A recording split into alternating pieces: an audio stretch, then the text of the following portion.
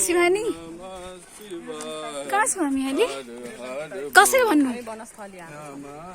soil profile हेर्नको लागि कस्तो छ भनेर याद छ रे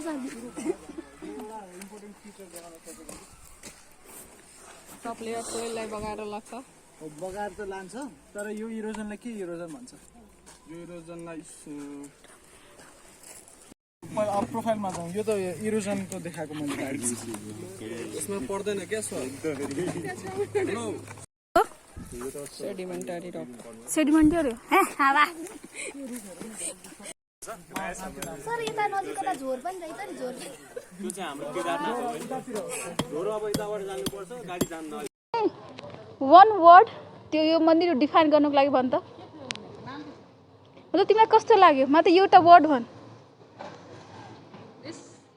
म भन्छु cute amazing this temple is यो हाइकिङ हो कि फिल्ड भिजिट है फिल्ड भिजिट कम हाइकिङ थिएन शिवानी यसले त मतलब नै छैन आफ्नो धुनमा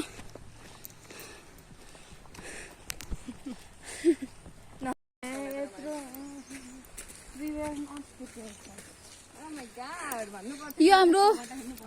फिल्ड भिजिट थियो तर हाइकिङ भयो 14 घण्टा भइहाल्यो बिहान 24 घण्टा चाहिन्छ सुत्नको लागि त्यसपछि मोटो कपडा लाउनु त्यसपछि म त मोटा आएर यत्रो अब 2 दिन बेड रेस्ट एक्जाम वाउ यार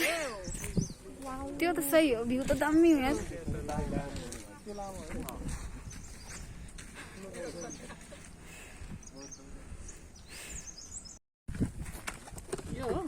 पिएच रिएजेन्ट 1 भयो यो हामीले चाहिने डेटा हो आई ड्रप जस्तो देखिने अर्को छ pH K2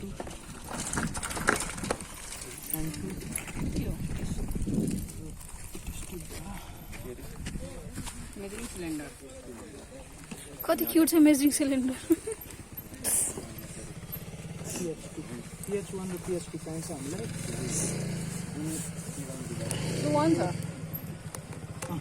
PH1 PH2 PH1 को छुट्टै छ कि PH1 PH2 चाहियो यो डिब्बा चाहियो यहाँ छ कि मैले पल्टाएर रेडी पारेर राखेको छु डिकलराइजर चाहिन्छ soil mixing tube number 3 tube number 2 कहाँ छ ट्युब नम्बर 2 यहाँ ट्रान्सफर गर्नु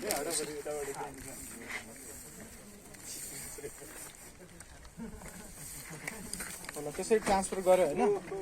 र ट्रान्सफर गरेर त्यो फाल्यो अब यो यही ट्रान्सफर गरेर यही मानौँ कि अघि लिइसक्यौ नि त तिमीले सो त्यसरी हामीले दुईचोटि मेजर गरेपछि यहाँ यसरी माटो राख्छौँ बेग्लै सोइल छ सर यो बेग्लै सोइल छ यो कुन सोइल हो यो बीको छ यो सीको छ अब त्यसो बीको गर्ने भयो हामी बीको गर्ने जुन छ त्यहीको गरौँ अब हेर त प्रोसिडर के छ त्यसमा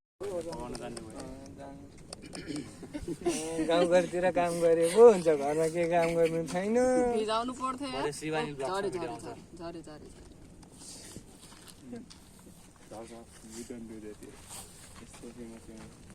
बेसिक काटाहरू अब यहाँ त पुरै लिचिङ र इरोजनको त पुरै नमुना छ जहाँ फर्के पनि सो त्यो दुईटा रिजनले गर्दाखेरि चाहिँ यहाँको सोइल चाहिँ अब स्ट्रङली एस्थेटिक हुन गयो सो त्यसरी भन्न सकिन्छ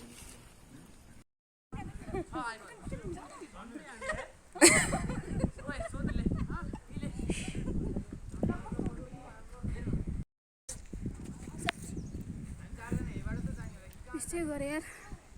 यो प्यान्ट लगाएर यो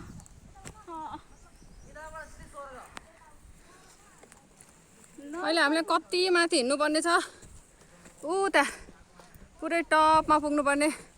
वेदिकाको प्यान्ट हेर्नुहोस् फुल प्यान्टलाई हाफ प्यान्ट बनाएर हिँडिरहेको छ